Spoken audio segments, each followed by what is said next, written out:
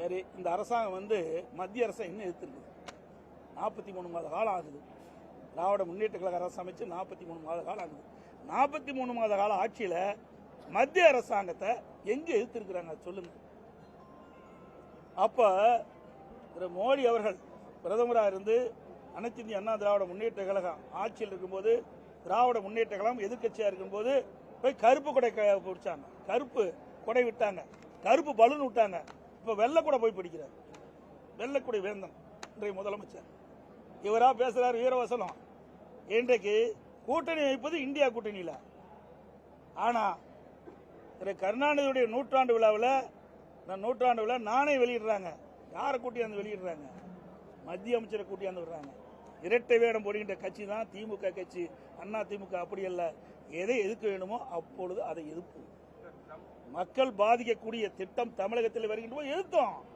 பாதுகாக்கப்பட்ட வேளாண் மண்டலம் மீத்தேன் கொண்டு வந்தது திமுக. டெல்டா மாவட்டம் பாதிக்கக்கூடிய சூழ்நிலை ஏற்பட்டது. திரு ஸ்டாலின் அவர்கள் தொழில்துறை அமைச்சராக இருந்தபோதுதான் அவர் முன்னிலையில் தான் அந்த ஹைட்ரோ கார்பன் புரிந்துணர்வு ஒப்பந்தம் போட்டாங்க. விவசாயிகள் பாதிக்கப்படுகின்ற அந்த திட்டத்தை அனைத்து இந்திய அண்ணா திராவிட முன்னேற்ற கழக அரசு, அம்மா அரசு இருக்கின்ற பொழுது அதுக்கு சட்டம் கொண்டு வந்து நிறைவேற்றப்பட்டு பாதுகாக்கப்பட்ட வேளாண் மண்டலமாக அறிவிக்கப்பட்டு விவசாயிகளை பாதுகாத்த அரசாங்கம் அண்ணா திமுக அரசாங்கம். அதே போல காவிரி நதிநீர் பிரச்சனை வந்தது, உச்சநீதிமன்றம் தீர்ப்பளிச்சது. ஆனா அதை நடைமுறைப்படுத்த மத்திய அரசு, பாரதிய ஜனதா அரசு காலம் தாழ்த்திய காரணத்தினால் 22 நாட்கள் அனைத்து இந்திய அண்ணா திராவிட முன்னேற்ற கழக நாடாளுமன்ற 37 பேர் தொடர்ந்து அவையை ஒத்தி வைக்கின்ற அளவிற்கு அழுத்தம் கொடுத்தோம். அதனால உச்சநீதிமன்றம் அளித்த தீர்ப்பை மத்திய அரசு நடைமுறைப்படுத்தியது. இன்னைக்கு நீட் தேர்வுங்கிறீங்களா? நீ வாயிலேயே பேசுறீங்களா? திராவிட முன்னேற்ற கழகம் ஆட்சிக்கு வந்த உடனே முதல் கையெழுத்து நீட் தேர்வு ரத்து செய்யப்படும் என்று. நீட் தேர்வு கொண்டு வந்ததே காங்கிரஸ் திமுக தான். ஆனா அழகா பேசி ஊடகம் பத்திரிகையும் அவர்களுக்கு சப்போர்ட் பண்ணி ஏதோ அவர்கள் நீட் தேர்வை எதிர்ப்பது போல ஒரு நாடகத்தை அரங்கேற்றிட்டு இருக்காங்க. ஏன் நாடாளுமன்றத்தில் அழுத்தம் கொடுக்கல? இதை நிறைவேற்றக்கூடிய இடம் நாடாளுமன்றம். அதை கூட செய்ய தவறிய அரசாங்கம் திமுக அரசாங்கம்.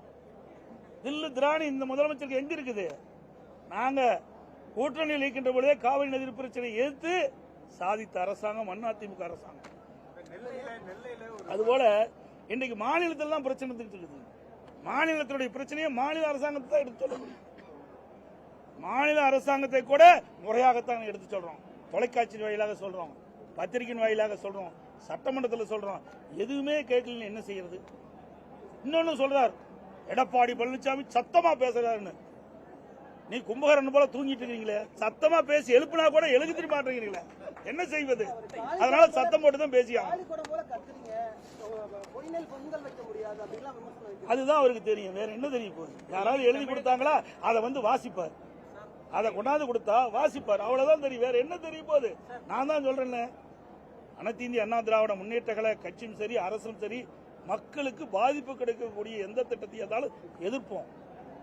முதல் எதிர்ப்பு குரல் கொடுக்குது அண்ணா திமுக தான்.